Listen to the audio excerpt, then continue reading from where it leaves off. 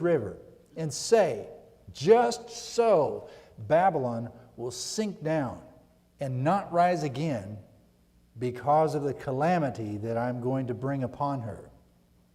And they'll become exhausted. So it's very symbolic. And God uses these sign acts to emphasize this message. And so here's this judgment against Babylon. He reads it in front of the city, ties a rock to it, chucks it in the Euphrates, sinks to the bottom.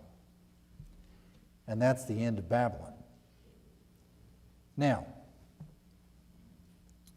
chapter 52. We get a summary of Zedekiah, which we've covered in previous chapters. So we're not going to go into great detail there.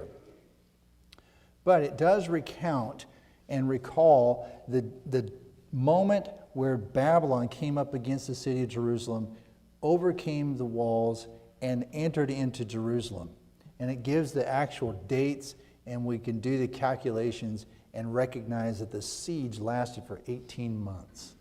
And they finally come in, and when they break into the walls, Zedekiah and a group of his, a small army of his, flee the city, and they pursue him, and they overtake him in the plains of Jericho. That's verse 8. And they brought him to Riblah, and Riblah, by the way, is, I mean, I already told you I can't read this, but it's right up here. It's like up here, up along the Euphrates River, way up north. So they brought the captives there, and Nebuchadnezzar happened to be there at that time.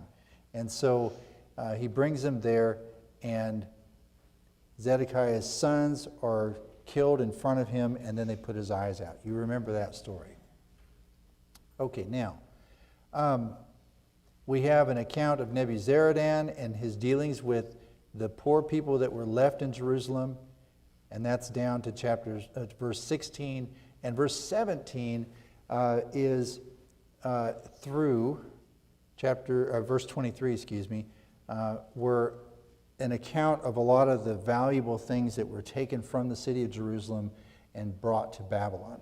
And so that's a whole section there. Now, I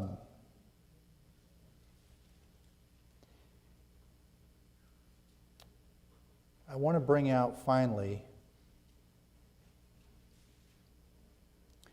the last words that were brought about Jehoiachin. And this is just an interesting tidbit. You remember Jehoiachin.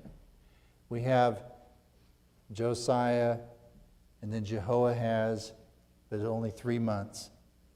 And Jehoiakim is put in place, reigns for 11 years. And then in 597 is the end of Jehoiakim's reign, and Jehoiachin, his son, is put in place.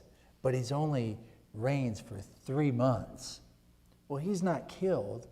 He gives up. He surrenders to the king of Babylon.